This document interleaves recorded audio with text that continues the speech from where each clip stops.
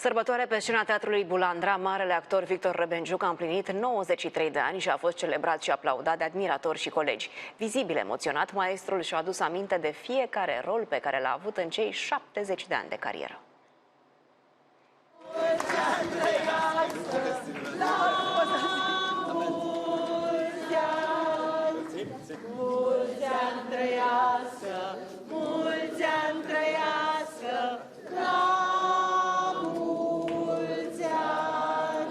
Sute de voci au cântat în cor la mulți ani maestrului Victor Rebenjuc. Urările au venit atât de la colegii de breaslă, cât și de la admiratori. Te gândești la Victor Rebenjuc și spui tatăl, te gândești la Victor Rebenjuc și spui regele. Așa cum ne găsim lumină dimineață, așa cum sunt fenomenele naturii, așa cum atunci când ești bolnav și îți face perfuzie, îți revii, așa e și cariera lui.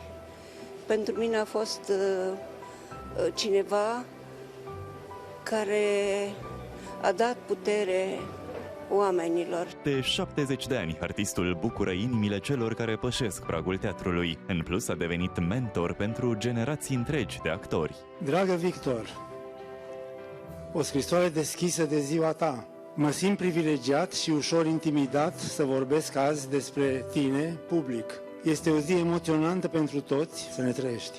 Victor Rebenjuc a devenit și o legendă a filmului românesc. Fabulos că a reușit sărbătoritul din seara asta. Unora le e foarte greu să facă, și anume să atingă firesc cu adevărul, simplitatea. Am făcut la un moment dat un scurtmetraj împreună, am făcut lucruri mai importante, dar la scurtmetraj acolo s-a întâmplat ceva interesant. Acolo eu jucam copilul dumnealui și a fost un moment în care suferea.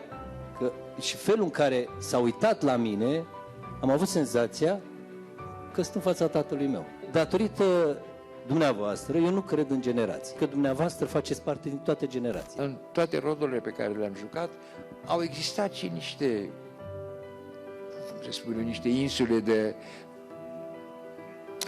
neterminate. Nu am fost mulțumit de anumite momente din rolurile pe care le-am jucat. La fiecare rol pe care l-am jucat n-a fost niciunul perfect, n-a fost niciunul.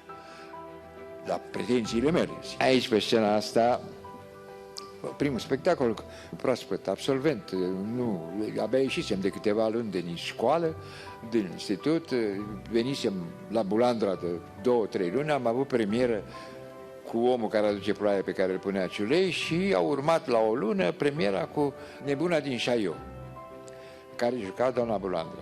Și eu jucam rolul lui Pierre, sinucigaș, salvat de la sinucidere. Toți cei care au venit să-l sărbătorească pe marele maestru și-au exprimat prețuirea și pe hârtie.